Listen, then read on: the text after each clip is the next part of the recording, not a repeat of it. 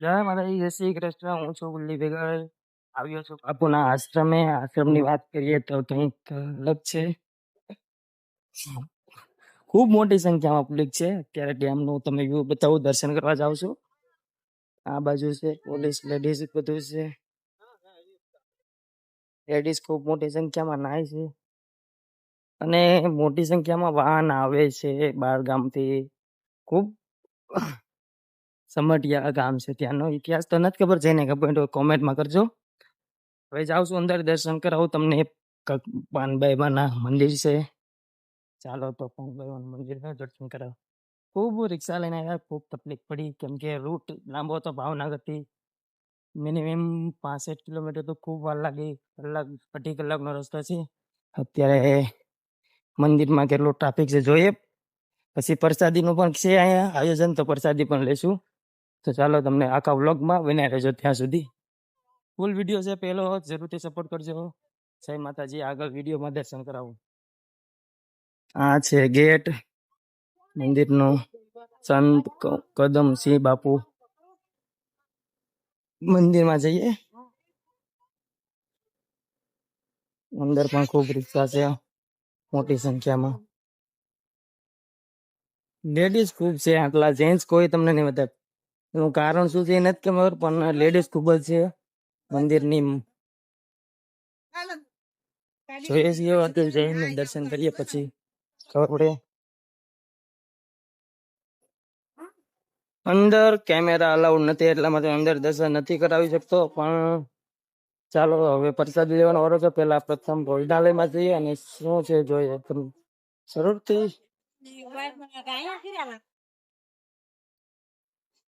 પાણી પેલા પીવું પડશે, પછી ભોજન શાળામાં જઈએ અને લઈએ. કેમ કે ભાવનગર થી આવીએ જ્યાં સુધીમાં પાણી જ નથી પીધું, એટલા માટે. આ બાજુ સેવક સમુદાય તરફથી બધી સાફ સફાઈ કરી રહ્યા છે. અને ત્યારબાદ આ છે ભોજન શાળા. ઇતિહાસની વાત નહીં, પણ કોઈને પૂછો તો થાય. હવે અત્યારે તો કોને પૂછવું. ચાલો તો હવે ભોજન લઈએ આપણે. ડીશ લઈને ડીશ લઈ લો અને શું છે જોઈએ. સાફ બધું કરવું પડશે અહીંયાથી. ત્યારબાદ આપણે ભોજન લેવાનું શરૂ કરી દીધું છે. પહેલા છે ગુંદી ગાંઠિયા, બીજું છે ખમણ, બટાકાનું શાક આપ્યું છે, અને બીજા નંબરમાં દાળ છે, છાશ છે. ખૂબ જમવાનું ખૂબ સારું હતું અને ખૂબ પ્રસાદી લેવાનો ખૂબ આનંદ થયો. ત્યારબાદ સાઈડમાં શેડ છે, લાકડા કાપવાનું મશીન છે, ગંગા સતી ટ્રસ્ટ તેવું બોર્ડ મારેલું હતું. લાકડા કાપવાનું મશીન. લાકડા જોયા બાદ હું જમવા બેસી ગયો. અને આગળ આઈનું જોયું તો ખૂબ જ પુરુષ ઓછા હતા. આઈનું ઇતિહાસની વાત કરું તો તમને ખૂબ જ આગળ વિડીયો જમ્યા બાદ આઈની સિસ્ટમ છે કે લેવાની પણ સાથે અને ધોવાની પણ સાથે. આપણે ફર્સ્ટ ટાઈમ કોઈ પણ જગ્યાએ ત્યાં છે તો પહેલી વાર જઈએ અમે. અમારા કુલદેવના મંદિર છે ત્યાં પણ હાથે જ ધોવાની હોય છે. અહીંયા પણ જોઈ શકો છો કે હાથે ડીશ ધોવાનો આવ્યો છે વારો. અહીંયા પણ કાંક પૂજા કરી રહ્યા છે.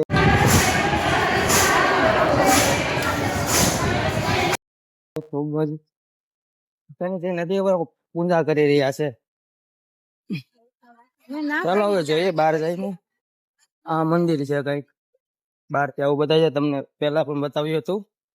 હવે જોઈએ બહાર જઈને. અમારા જે પેસેન્જર આવ્યા હતા, હું જેને લઈને આવ્યો હતો, તે બધા જ પ્રભારી છે, અડધા પ્રવાળ છે.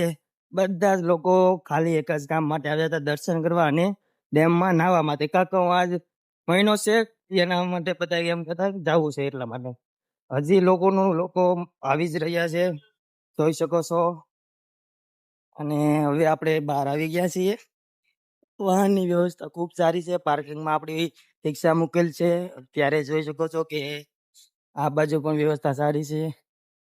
સામો બતાય તે ડેમ છે. અત્યારે ખૂબ જ લેડીઝ બધા ત્યાં નાહી રહ્યા છે.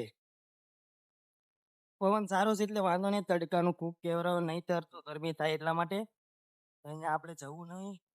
એનું કારણ છે કે કોઈ છોકરા હોય નહીં તો આપણે ત્યાં નથી જતા. અત્યારે હું તમને થોડુંક બતાવી દઉં. એલાઉડ નથી એટલા માટે નથી જતા આપણે. જોઈ શકો છો તમે. ખૂબ જ લેડીઝ બધા નાહવા માટે જ આવ્યા છે. બહુ વિશાળ આશ્રમ છે. હા, બાપુનો આશ્રમ છે. પાનભાઈબાનું મંદિર છે, ખૂબ વિશાળ છે.